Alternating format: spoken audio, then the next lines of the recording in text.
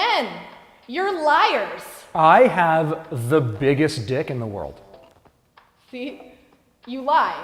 And it's a lot. It's actually like 3 times more than women, averaging up to somewhere around 1,000 some odd lies a year. Except apparently on social media where women are better at lying. Hashtag I am Beyonce, hashtag this is my Lamborghini, hashtag independent woman. Hashtag so happy with my man.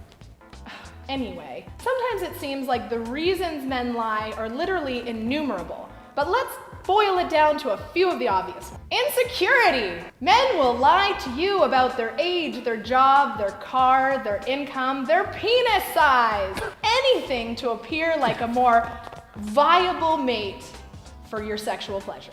Do not. Number 2, drama, or the avoidance thereof. Men have been known to stir up some stuff, but in the context of relationships, we tend to want to keep the peace. So when there's the possibility of drama, sometimes we lie to just make sure things don't get out of hand. Drop a little white lie here and there, they don't freak out at us. Why not? I don't know what you're talking about. We don't freak out over anything, ever. The third reason is to not get caught. Now, surely women do this too, but I found that men have this funny little way of flipping situations around to blame it on you. Men will tell any number of little white lies as to not get busted because you know why, ladies? They didn't want to hurt your feelings. But the truth is, if they didn't want to hurt your feelings, I don't think they would have done whatever that was in the first place.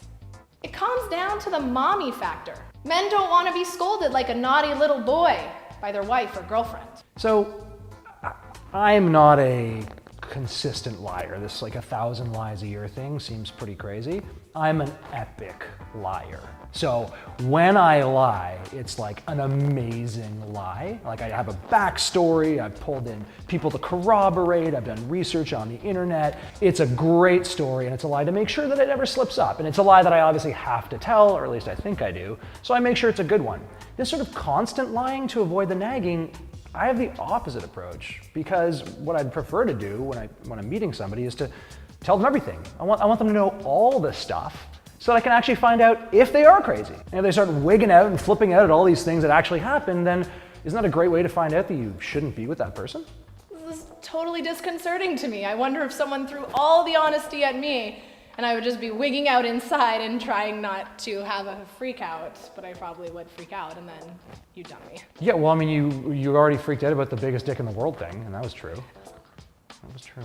In my experience, I've also found that men's frequency of lying has something to do with past conditioning from old girlfriends. Now, if the girlfriend right before you threw a hissy fit every time you had a beer with the boys, it's likely your man will instinctively eliminate from his story that he went out with the boys for drinks. We've got to break those habits from the old relationships. Just one night at a time, just show your man that he can be open and honest with you and you won't be dramatic or freak out or yell at him or put him in a timeout. Unless you're talking about how hot other women are. Always lowball. Lie. They're always not that hot. That was the truth.